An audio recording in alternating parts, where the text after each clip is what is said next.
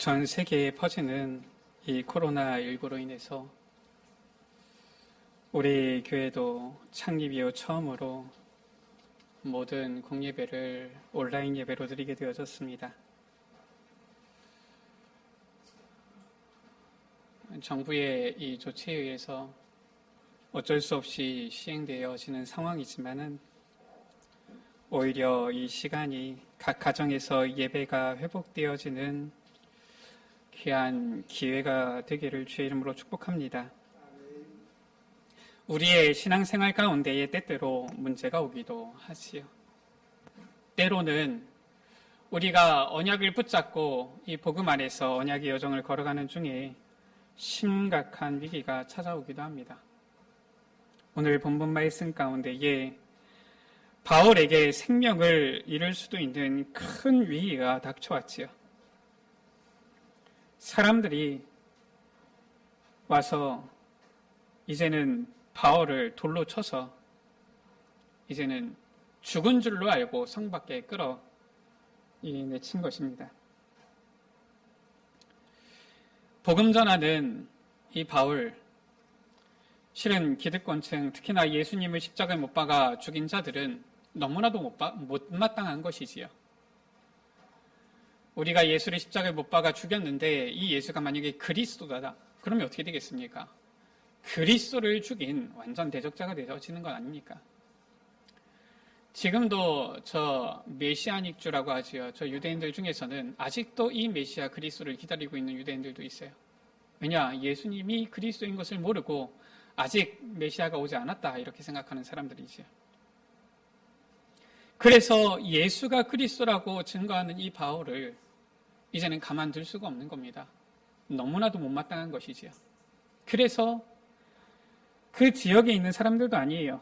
안디옥에서부터 이고니온에서부터 와가지고 지금 이 바울을 돌로 쳐서 이 죽은 상태가 되어질 정도로 이제 돌을 던진 겁니다. 누가 봐도 죽었다 이렇게 생각을 한 거지요. 그러니까 성 밖에다가 던진 것이지요.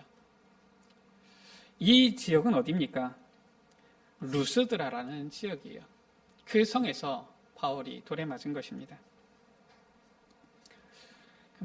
우리가 작은 돌에만 맞아도 아프지 않습니까? 우리가 어릴 때 눈싸움 해보지 않았습니까? 돌이 아니라 눈에만 맞아도 아프잖아요. 그런데 이 돌에 맞은 겁니다. 그것도 그냥 하나만 맞아가지고 피가 살짝 나는 정도가 아니라 얼마나 맞았는지 사람들이 죽었구나 한 것이지요. 그런데 바울은 다시 일어나서 그 성에 들어간 것입니다. 아니, 바울에게 돌을 던진 사람들이 없겠습니까? 바울이 다시 나타나면은 그에게 돌을 다시 안 던지겠습니까? 그런데 바울은 돌에 맞아서 죽은 것처럼 되어서 성 밖에 내쳐졌다가 다시 이제는 정신을 차리고서는 일어나서 다시 그 성에 들어간 거예요. 모르겠습니까? 이번에 들어가면 정말 죽을 수도 있구나. 모르겠습니까? 사람의 목숨이 여러 개 있습니까? 그게 아니잖아요. 바울이 아주 머리가 나빠가지고 가면은 죽는구나 안 죽는구나 그 자리도 모르겠습니까? 그런데 바울은 다시 그 위기 속으로 들어갔습니다. 왜 다시 그 성으로, 그 위기 속으로 들어갔을까요? 왜냐하면은 생명 걸 이유가 있었기 때문입니다. 이유 있는 자는 죽음의 자리라 할지라도 가는 거예요. 왜냐? 생명 걸어야 될 만큼 분명한 이유라면은 가는 것입니다. 이런 얘기를 보면은 가끔 들어요. 요즘 우리나라 같은 경우는 이제 의학이 많이 발전하니까 이런 경우가 별로 없지만 아직까지도 이렇게 죽는 사람들이 많다 그러지요. 아이를 낳다가 죽는 사람들이 많다라고 합니다. 제가 지난 카레인 선교를 갔을 때에도 장례식에 좀 와달라 부탁을 받아서 간 거예요. 아마 목사님 같이 갔지요. 담임 목사님 같이 갔는데 어떤 상황이냐? 보니까 이 전도사의 아내인데 아이를 낳다가 죽은 거예요. 아주 젊은 거 있지요. 근데 거기는 제대로 이 의료 시설이 없잖아요. 그러니까 손도 못 써보고 죽은 겁니다. 참 안타깝지요. 어떻게 그런 안타까운 일들이 있는지. 그런데 그런 순간에 이런 이제 얘기들이 있지요. 의사들이 얘기하는 겁니다. 산모, 아이, 위험하다. 둘 다 살릴 수 없다. 하나만 살려야 된다. 그러면은 그 산모가 이러지요. 나는 괜찮으니까 제발 이 아이를 살려달라고. 그런 얘기들을 우리가 전 세계에서 나타나는 경우를 종종 가끔 이렇게 듣습니다. 왜 그렇습니까? 그 아이의 엄마는 목숨이 한 2개, 3개쯤 되니까 그렇습니까? 그게 아니에요. 그 아이의 엄마에게 있어서 이 아이는 생명 걸 이유가 있는 거예요. 그러니까 자기가 죽어도 괜찮으니까 이 아이를 살려달라고 하는 것이죠. 우리가 항상 깨어서 신앙생활을 해야 되겠는데 어떤 신앙생활을 해야 되느냐? 뜨뜻미지근한 그런 신앙생활이 아니라 분명한 이유를 아는 신앙생활을 해야 되겠습니다. 우리가 예배를 드린다 할지라도 분명한 이유를 알고 해야 되겠습니다. 이번에 온라인으로 WRC를 이렇게 드리게 되어졌지요. 특히나 상황이 이러다 보니까 교회에서 모일 수가 없어서 이제 각자 현장에서 봐야 되는데 우리 권사님 댁에서 같이 TV를 통해서 보게 되어졌어요. 저는 여기에 TV가 없거든요, 위에. 그래서 같이 보게 되어졌는데 어쩔 수 없어요. 이제 우리 랩런트들은 집이잖아요. 편한 옷을 입고 온 겁니다. 저라도 아마 그러지 않았을까 싶어요. 그래서 다시 한번 생각을 한 겁니다. 야, 우리가 예배를 하나님 앞에서 드린다는 것이 그냥 드려가지고 내는 게 아니구나. 그래서 우리 랩런트들에게 부탁한 겁니다. 주일 예배 나오듯이 예배를 옷차림을 단정히 해라. 복장을 갖춰라. 바로 그 다음부터 우리 랩런트들이 주일날 나오듯이 아주 예쁘게 옷을 입고 아주 멋지게 옷을 입고서 이 말씀을 듣는 거 있죠. 우리가 신앙생활할 때에도 그냥 하는 것이 아니라 분명히 이유를 알고 해야 됩니다. 하다못해 우리가 우리의 일하는 데에는 여러 가지 따지잖아요. 무엇이 이득이 되어지는지도 따지고 무엇이 내게 더 좋은지도 따지고 무엇이 법적으로 맞는지도 따지고. 그런데 희한하지요. 사람들이 신앙생활할 때에는 별로 그렇게 따지지 않아요. 내가 정말 신앙생활 이렇게 하는 것이 올바른 것인지 무엇이 정말로 참되고 바른 것인지. 저는 하나님께서 우리 한국 교회 지도자들에게 또 우리 한국의 모든 성도들에게 또 우리 나라의 위정자들에게 또 우리 이 민족에게 지혜를 주시기를 기도합니다. 사람들이 잘 모른다니까요. 그저 교회에서 이 대면 예배를 금지시키면은 이 질병이 종식될 거라고 생각을 하는데, 우리가 조금만 찾아보면은 지금 전문가들은 지금 그게 아니라는 거예요. 이미 많이 퍼져 있다라는 겁니다. 왜냐하면은 그게 딱 언제부터 시작된 게 아니라 지금 저 8월 15일 이전부터 지금 막 벌써부터 만연해서 퍼지기 시작하는 거라는 거예요. 그게 나온다라는 겁니다. 전문가들 얘기입니다. 제가 알겠습니까? 우리가 알아야 돼요. 살펴봐야 됩니다. 이유를 알아야 돼요. 내가 어떻게 신앙생활하는 것이 올바른 것인지. 그렇다면 우리가 정말 안 모이는 것이 하나님의 뜻입니까? 성경은 또 그렇게 안 되어 있잖아요. 그러면 우리가 무조건 정부에 대해서 반대하는 것이 옳은 것입니까? 또 성경에는 그렇게 안 되어 있습니다. 하나님께서 정말 지혜를 주시기를 기도하고 있어요. 정말 무엇이 우리가 올바른 이 신앙을 지켜가면서 우리 후대들에게 있어서도 당당하게 우리가 신앙을 지켜노라고 전달해 줄 수 있는 것인지를 기도하고 있습니다. 우리는 이 성경에 이 바울과 같이 성경의 인물들과 같이 문제와 위기의 이유를 알고 그리고 단 하나뿐인 생명을 걸 때에도 이유를 가지고 생명을 걸어야 되겠습니다. 먼저 우리가 확인할 부분이지요. 왜 신앙생활 중에 문제와 위기가 옵니까? 알아야 됩니다. 그냥 내가 왜 교회 다니는데 문제가 오느냐, 왜 신앙생활 하는데 어려움이 오느냐, 왜 내가 하나님 믿는데 나에게도 이러한 어려움이 닥치느냐, 그런 어리석은 신앙생활 하면 안 됩니다. 알아야 돼요. 힘써 알아야 됩니다. 신앙생활 가운데 문제와 위기가 오는 이유가 있어요. 우리가 문제와 위기가 오는 그 이유를 알기 위해서 먼저 영적 배경을 알아야 되는데, 눈에 보이지 않는 영적 세계가 분명히 있는 것이지요.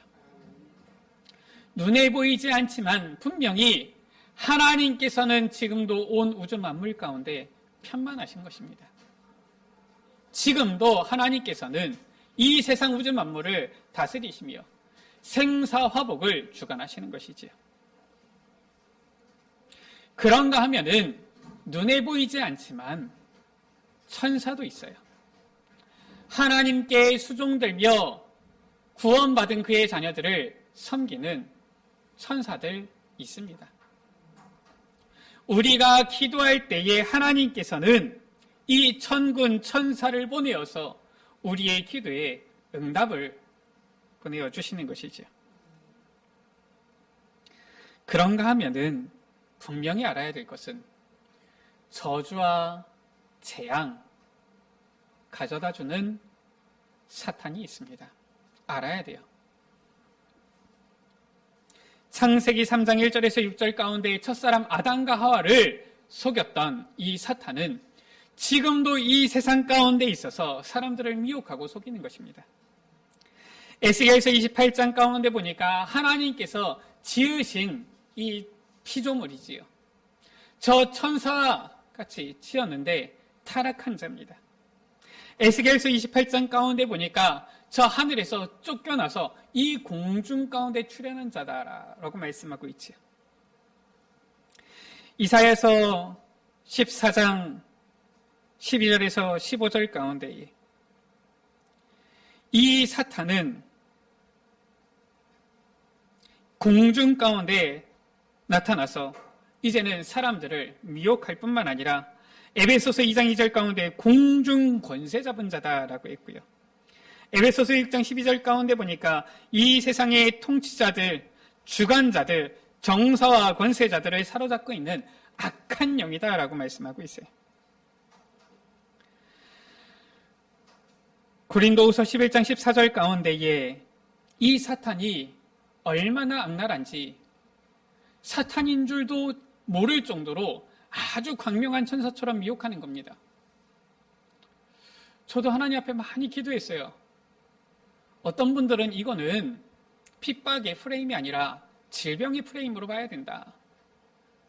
어떤 사람들은 이거는 교회의 탄압, 핍박에 대한 프레임이다. 질병이라는 이런 부분이기 때문에 너무나도 합리적으로 대변 예배를 금지시켰잖아요. 너무 합리적입니다. 더 이상 너무 합리적이기 때문에 이 일을 제기하기가 어려울 정도예요. 과연 그러면 이게 하나님께서 원하시는 것이냐? 그러면은 무조건 우리는 정부 말을 듣지 않는 것이 하나님께서 원하시는 것이냐? 참 기도가 많이 되는 거 있지요. 물론 우리 교회는 세상의 빛과 소금의 역할을 감당해야 됩니다. 이 세상의 사람들이 교회를 통하여서 위로와 안식, 평안을 얻어야 돼요. 교회가 이 세상 사람들에게 불안감을 조장해서는 안 됩니다. 그런데 그렇다고 해서 해방 이후에 어떠한 어려움 속에서도 예배를 지켰는데 이게 예배가 자제가 아니라 예배도 금지가 되어진다. 한 번도 진짜 어떻게 보면은 우린 대한민국에서 생각지도 못해본 이런 일이 일어나기 때문에 당황스러워요. 우리는 하나님께서 주시는 이 영적인 지혜 얻어야 되겠습니다. 우리가 어떠한 신앙생활에 이 여정을 걸어간다 할지라도 분명한 이유가 있어야 되겠습니다. 베드로전서 5장 8절 가운데 보니까 이 너희 대적 마귀가 우는 사자처럼 삼킬 자를 찾는다라고 했어요. 심지어 이 사탄 마귀는 마태복음 4장 1절에서 14절에 보니까 예수님까지도 시험했습니다.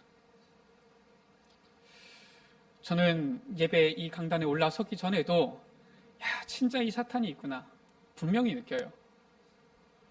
좀 전까지 어린이부 예배 때까지만 해도 이 온라인 생방송 잘 되던 저 장비가 왜 딱 이 11시 예배, 우리가 이 공예배 시작하기 전에 말썽을 일으킵니까?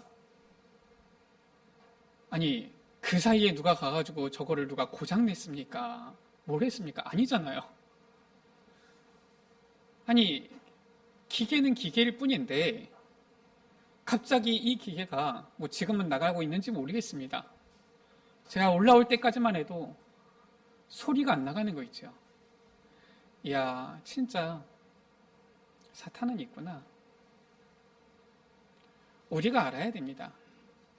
안 보이니까 너무 멀리 떨어져 있는 것 같습니까? 안 보이니까 나하고 상관없는 것 같습니까? 우리 주위에서 호신탐탐 노리면서 미혹시키고 넘어뜨리기 위하여서 발악하고 있는 존재가 있다는 것을 우리는 알아야 돼요. 이 영적 세계입니다. 그렇다면은 우리는 구원받았는데 왜 문제가 옵니까? 왜 신앙생활 가운데 문제와 위기가 옵니까? 성경은 분명히 구원받은 자에게 오는 문제와 위기 두 가지로 딱 설명하고 있는 것입니다. 무엇이냐? 언약을 놓쳤을 때예요. 복음 놓쳤을 때 반드시 문제가 찾아오는 것입니다. 두 번째 무엇이냐? 올바른 이 복음을 가지고 나아가는데 문제가, 어려움이, 위기가 왔다. 그것은 응답의 기적의 시간표였다라는 거예요. 이스라엘이 언약을 놓쳤을 때 어떤 일이 일어났습니까? 저 애굽에 들어갔을 때에는 총리 가문으로, 총리의 이 가정의 배경으로 딱 들어가는 거예요. 이 총리의 배경 대단한 겁니다. 애굽의 바로왕이 말한 거예요.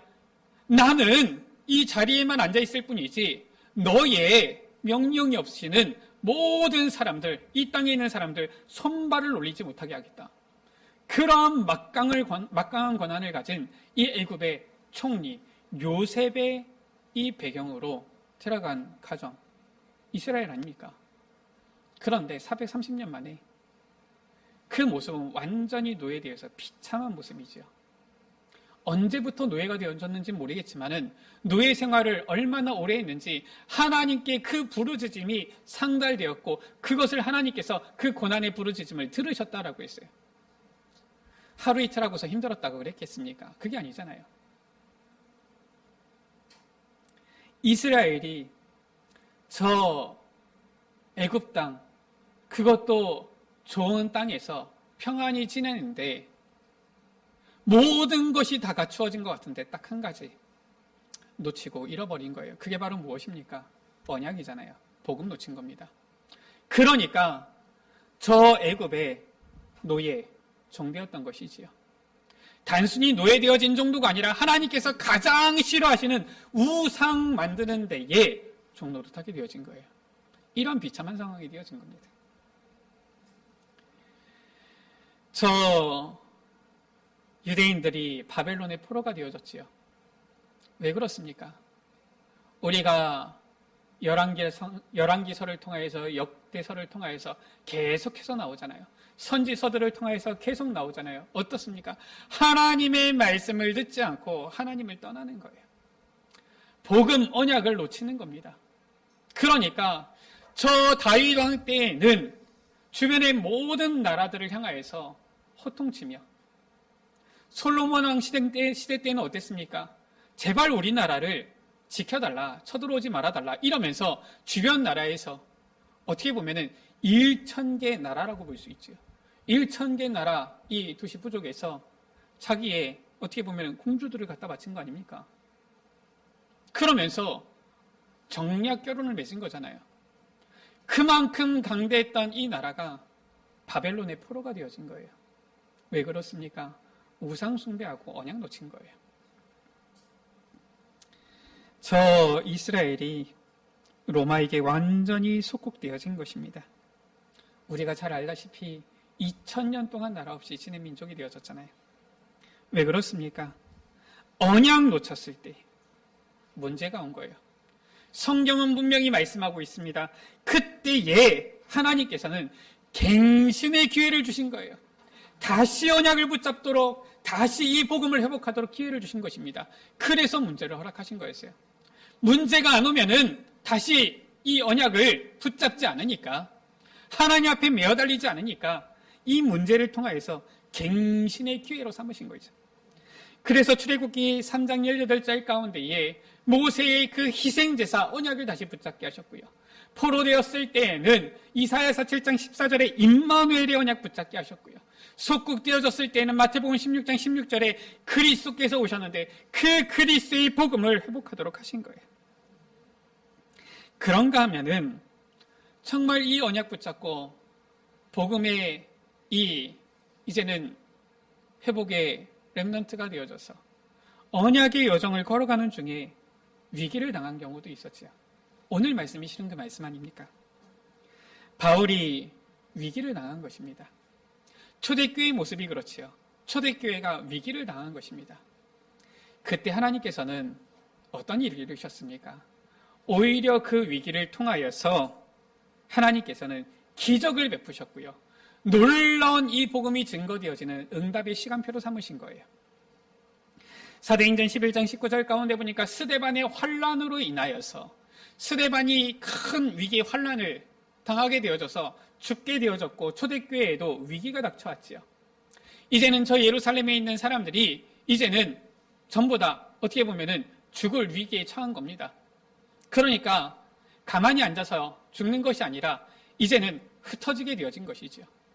분명히 예수님께서는 예루살렘과 온 유대와 사마리아와 땅끝까지 이르러 내 증인이 되리라 말씀하셨는데 이 초대교회는 예루살렘에서 너무나도 큰 증거가 일어나니까 거기서 일단 벗어나지를 못한 거예요.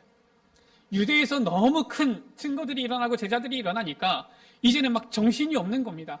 많은 일들도 생겨나야 되고요. 많은 프로그램도 해야 되고요. 구제사업도 해야 되고요. 정신이 없는 거예요. 하나님께서 시간표를 딱 주신 거 있죠. 무슨 시간표를 주신 것입니까? 거기서 이제는 이 복음이 더욱더 확산되어지도록 말씀이 성취되어지고 하나님의 기적이 일어나도록 하나님께서는 위기라는 시간표를 주신 거예요. 오히려 그것이 중요한 시간표가 되어져서 저 안디옥의 복음이 전파되어지고요. 안디옥 교회가 세워지고요. 선교사를 파송하게 되어지고요. 그래서 우리 여러분들이 지금 복음을 듣고 이 자리에 앉아 있는 것 아닙니까? 이러한 놀라운 역사가 일어나게 되어졌지요. 사도행전 12장 우리가 말씀을 확인했지요. 위기가 닥쳐왔을 때 베드로가 감옥에 갇혔을 때에 이 초대교회 성도들이 간절히 기도할 때 하나님께서는 어떻게 하셨습니까? 천사를 보내어서 베드로를 옥에서 건져낸 거예요. 이거는 과학적으로 설명 안 됩니다.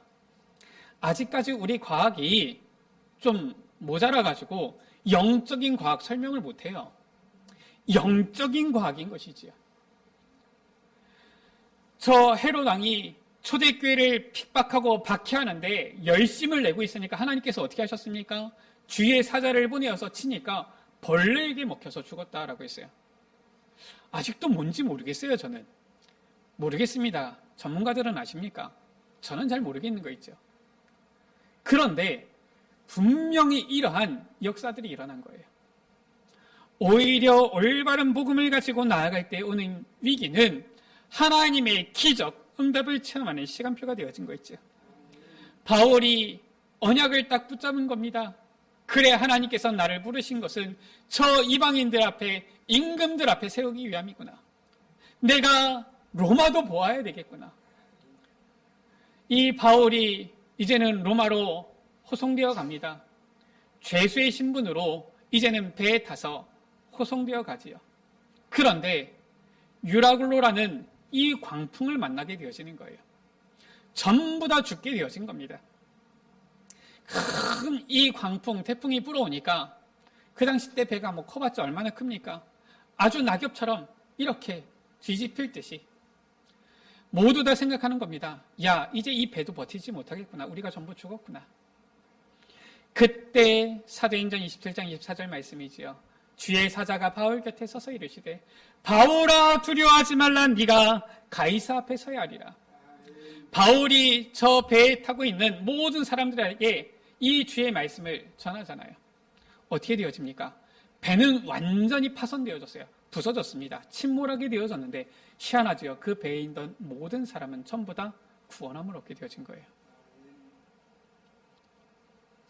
놀라운 역사가 일어난 것입니다. 우리 여러분들 분명한 이유를 아는 신앙생활 하시기를 바랍니다. 정말 이제는 이 이유를 알고 생명 걸 이유도 발견하게 되시기를 주의 이름으로 축복합니다. 문제와 위기가 오는 이유를 아는 바울은 생명 걸 이유도 알고 있었어요. 바로 무엇입니까? 세계복음화의 언약이지요. 이것은 막을 수 없는 하나님의 언약, 막을 수 없는 하나님의 계획인 것임을 알고 있었던 거예요. 마태복음 24장 가운데 예수님께서 종말의 때에 많은 핍박과 환난이 닥칠 것을 말씀하셨지요. 그러나 분명히 말씀하셨습니다. 이 천국 복음이 모든 민족에게 증언되기 위하여 온 세상에 전파되리니 그제야 끝이 오리라 말씀하신 거예요. 아무리 위기, 핍박, 환난이 오고 어려움이 닥쳐도 이 천국 복음은 모든 민족 땅 끝까지 증거되어질 것이다. 그러면서 사도행전 1장 8절에 말씀하신 것입니다. 오직 성령이 너희에게 임하면 너희가 권능받고 땅 끝까지 이르러 내 증인이 되리라. 분명히 알고 있었던 것이지요. 그러면서 주님께서 주신 확실한 보증도 가지고 있었던 거예요. 마태복음 28장 20절 가운데에 이 세계복음화를 위해서 내가 세상 끝날까지 너희와 항상 함께 있으리라. 주님께서는 분명히 이 말씀도 하신 것입니다.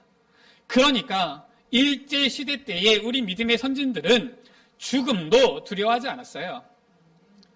저 6.25 전쟁 때에 공산당이 쳐들어와서 제일 먼저 교회들을 실은 없애고 예수 믿는 사람들을 죽였지요. 그때에도 우리의 신앙의 선조들은 절대로 타협하지 않았습니다. 왜냐? 이유를 알았으니까요. 반드시 성취될 하나님의 절대 계획인 세계복음화에 쓰임받는 전도자의 삶은 생명걸 가치가 있는 언약의 여정인 것이에요. 하나님께서 우리와 세상 끝날까지 함께 하시겠다 말씀하셨는데 그 배경을 누리고 나아가는 이 전도자의 삶은 가장 축복된 언약의 여정인 거 있죠. 사람이 죽음이 두렵지 않은 사람이 어디 있겠어요. 그런데 우리의 믿음의 선진들은 주님께서 함께 하시는 것을 누렸기 때문에 그 죽음도 두려워하지 않았던 겁니다. 주기철 목사님이 고백했지요. 너무 고문이 심하니까 하나님, 잠깐의 고난이면 내가 고문이면 견디겠는데 호랭 고문은 너무 견디기가 힘듭니다. 근데 나중에 고백하셨어요. 뭐라고 하셨느냐? 처음에는 내가 이 고문을 견딘다고 생각했는데 그게 아니라 주님께서 나의 이 고난을 감당하시는구나. 고백했습니다. 주기철 목사님의 고백이에요.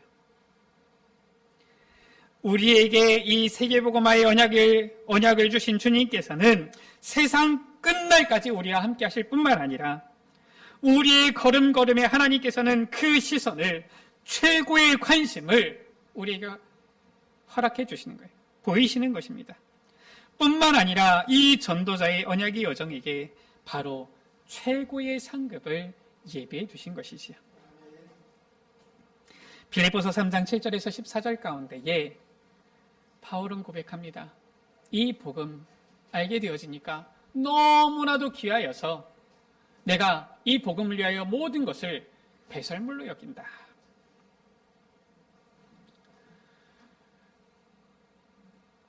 디모데후서 4장 7절 8절 말씀이지요. 뭐라고 했습니까? 내가 선한 싸움을 싸우고 믿음을 지켰다. 전도자의 여정을 걸어갔다. 하나님께서 나에게 의의 면류관을 예비하셨다 말씀하고 있는 거예요. 바로 이 세계복음화에 쓰임받는 전도자 최고의 상급이 예비되어져 있는 것이지요. 자, 이 세계복음화와 그 가운데 있는 전도자의 삶 아는 사람은 이제는 분명한 생명 걸 이유도 압니다. 바로 무엇입니까? 후대 렘넌트예요. 후대 렘넌트는 생명 걸 이유가 있는 세계복음화의 키인 거예요. 하나님께서 말씀하셨습니다. 저 바벨론에 포로되어질 것인데 모든 것이 황폐하게 되어질지라도 밤나무 상수리 나무가 배임을 당하여도 그루터기는 남게 되어질 것이다. 렘넌트는 남게 되어질 것을 말씀하셨어요. 이게 바로 하나님께서 주신 언약입니다. 성경에서 가장 중요한 단어 바로 그리스도지요. 이 예수 그리스도의 복음이 땅 끝까지 증거되어지는 세계복음화지요. 그런데 이 세계복음화를 위해서 하나님께서 주신 최고의 방법이면서 중요하게 나오는 단어가 바로 무엇입니까? 이 렘넌트입니다. 그래서 바울은 렘넌트를 세우는 데 완전 생을 건 거예요. 그게 오늘 말씀입니다. 렘넌트들 다닌다고 해가지고 좀 떠들어도 우리 여러분들 괜찮으시지요? 렘넌트들이 좀 떠든다 우리 이해해야 됩니다. 렘넌트들이기 때문에 그래요. 우리 렘넌트들이 교회에서 떠들고 교회에서 뛰어다니고 해야지 저 밖에서 디스코텍에서 뛰어다니고 이러면 되겠습니까? 물론 우리 교회가 이제 뭐 1층도 있으니까 우리가 이제 보호하실 분이 있으면 1층에서 하셔도 되는데 우리 렘넌트들 예배 자리에 있을 때에 너무 이렇게 제재하지 마세요. 또 나가셨는데 본인도 은혜 받기 힘듭니다.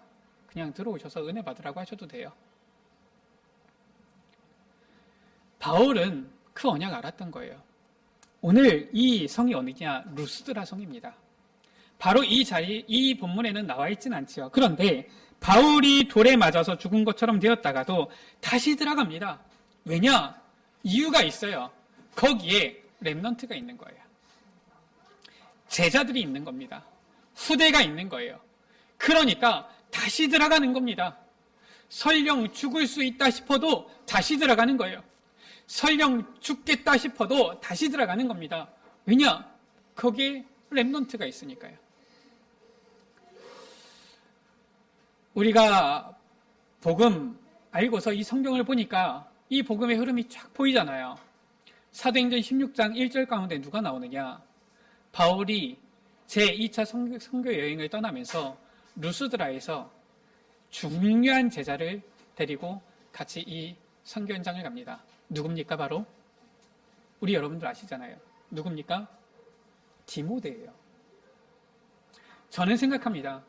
바울이 죽을 이러한 위기 상황 되어졌어도 지금 디모데 때문에 들어갔구나. 성경에는 정확하게는 그렇게 나와 있지 않습니다만은 우리가 성경을 이 흐름을 보면 확인되잖아요. 바울은 이 렘넌트 후대에 여기에 완전히 생을 걸어버린 거예요.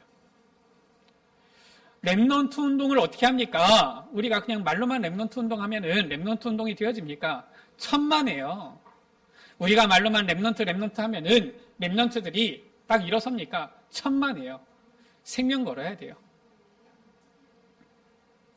바울은 죽은 것처럼 되었어도 다시 그 성에 들어가서 디모데를 세워놓고 제자들을 세워놓고 그리고 나서 이제는 다른 지역으로 가는 거 있죠. 오늘 말씀 가운데 보니까 이 이고니온, 루스드라 또한 보면은 이 안디옥 또 아탈리아, 버가 많은 지역들이 나오는데 바울이 항상 지역을 다니면서 했던 중요한 사역이에요. 특징이 무엇이냐? 곳곳마다 제자를 세워놓고 다른 지역으로 옮겼다라는 거예요.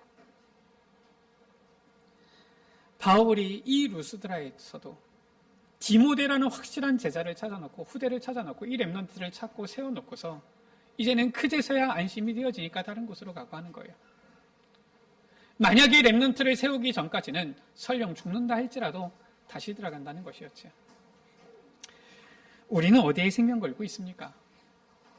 바울은 이만큼 렘넌트의 중요성을 알았기 때문에 세계복음화의 키가 바로 렘넌트구나 알았기 때문에 회당을 파고 들어간 거예요. 사도행전 17장 1절 가운데 18장 4절 가운데 19장 8절 가운데 회당을 파고 들어가서 회당을 통해서 후대들을 일으킨 거 있죠.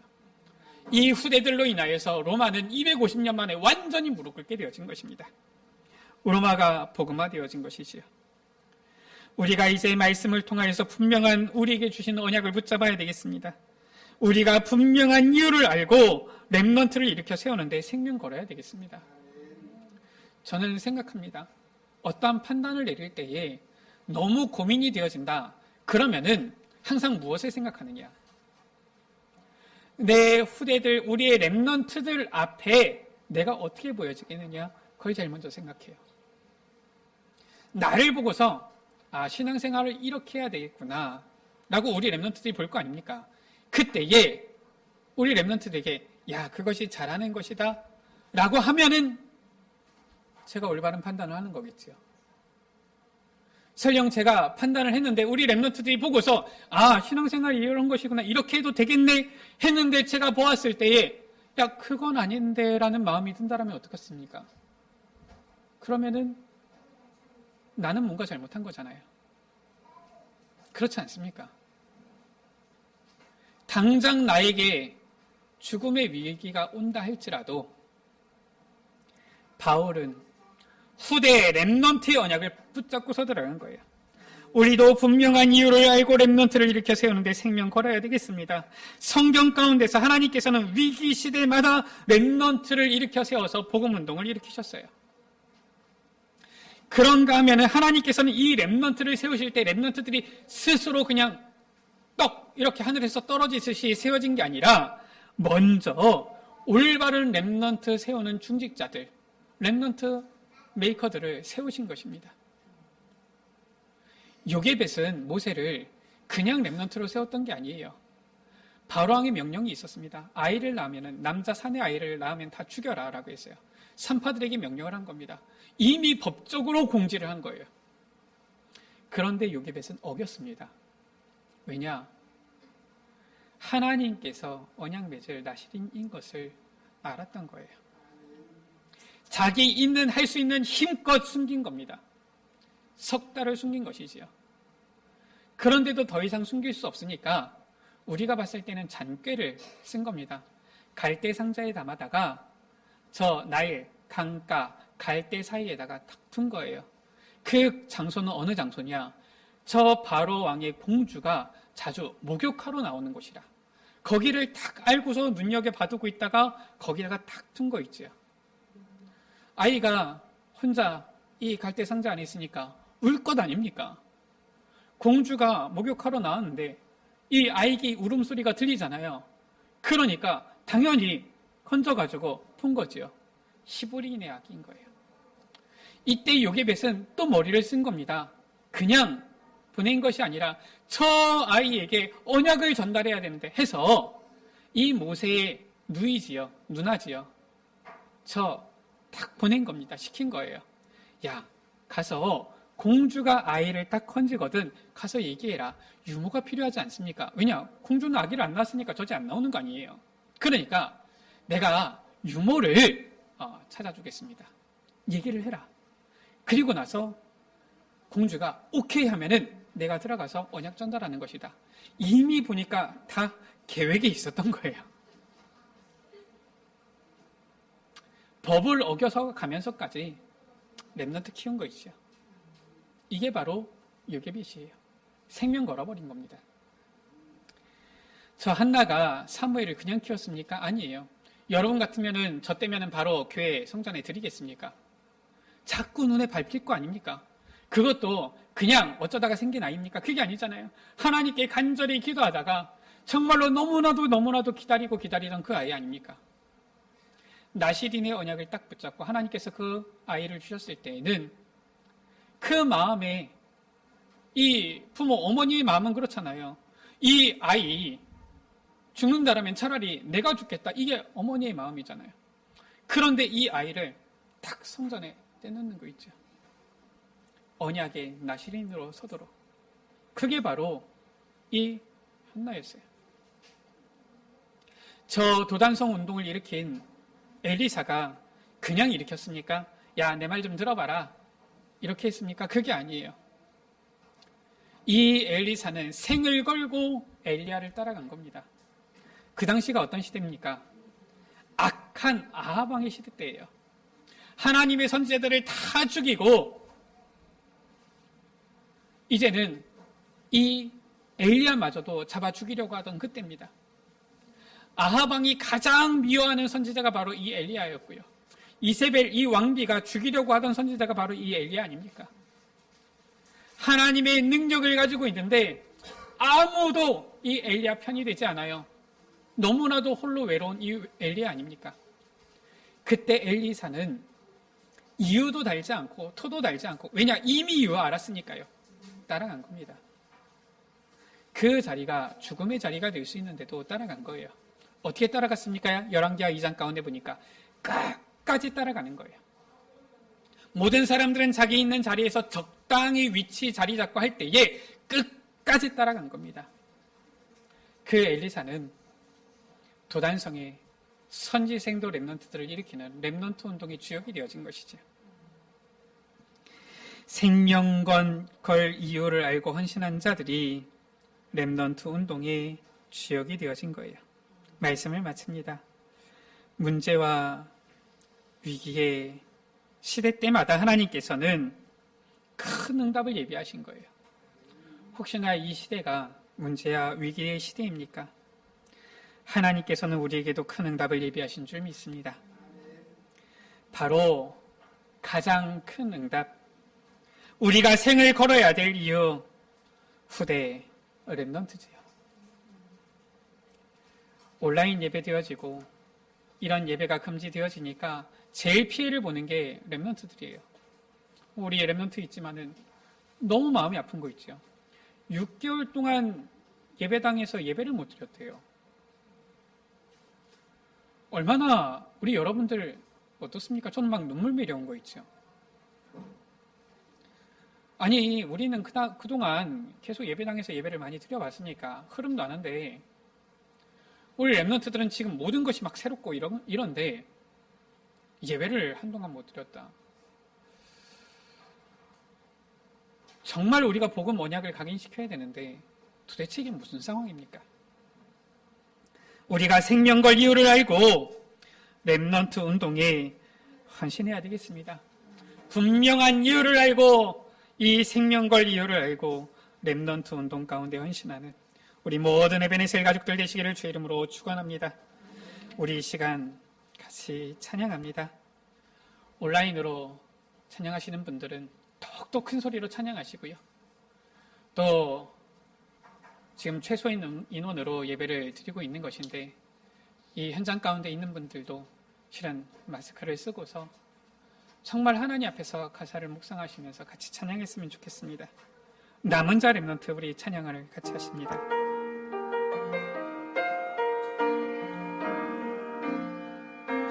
모든 것을 잃어도 난 하나님 자녀, 난 렘넌트, 난 21세기 주여. 그날의 고통과 방황은 실패가 아닌 것, 그날의 외로움은 혼자가 아닌 것, 그날의 핍박은 하나님의 계획, 응답은 없어요. 불가능도 없어요. 우리는 이 시대의 전도자. 나의 문제는 그날의 답이요, 나의 외로움은 그날의 임마누엘이요, 나의 무능은 그날의 능력이라. 전도자의 삶으로 당당히 위대하게 서리라. 모든 것을 얻어도 모든 것을 얻어도 난 하나님 자녀. 난 렘넌트, 난 21세기 주여. 그날의 기적은 성공이 아닌 것, 그날의 증거도 성공이 아닌 것. 그날의 증거는 민족 살릴 그리스도. 그날의 응답은 세계 살릴 그리스도. 우리는 이 시대의 전도자. 나의 문제는 그날의 다위요. 나의 외로움은 그날의 임마누엘이요. 나의 무능은 그날의 능력이라. 전도자의 삶으로 당당히 위대하게 나의 문제는 그날의 답이요. 나의 문제는 그날의 답이요. 나의 외로움은 그날의 임마누엘이요. 나의 무능은 그날의 능력이라. 전도자의 삶으로 당당히 위대하게 서리라. 우리 말씀 붙잡고 같이 기도하십니다. 주님, 이유를 알고 신앙생활하는 자가 되게 하여 주옵소서. 특히나 우리의 신앙생활 가운데에 생명 걸 이유를 알게 하여 주옵소서. 복음의 우리 후대 렘넌트들을 일으켜 세우도록 주여 은혜를 베풀어 주시며, 우리의 후대들 앞에 부끄럽지 않은 전도자의 삶을, 언약의 여정을 걸어가는 우리의 걸음이 되게 하여 주옵소서.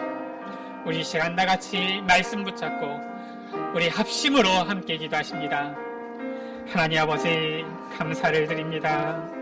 아버지 하나님, 우리에게 중요한 이 언약을 허락하여 주심을 감사합니다. 주님, 이리저리 세상의 말에 끌려다니는 우리의 신앙생활이 아니라, 이 얘기 저 얘기에 휩쓸리며 흔들리는 우리의 신앙생활이 아니라 분명한 이유를 아는 신앙생활을 하도록 은혜 베풀어 주옵소서. 특히나 그냥 이유가 아니라 생명걸 이유 후대 렘넌트의 언약을 붙잡고 나아가는 귀한 전도자의 언약의 여정을 걷는 우리 모든 에베네스의 가족들 되어지도록 주여 은혜 베풀어 주옵소서. 아버지 하나님,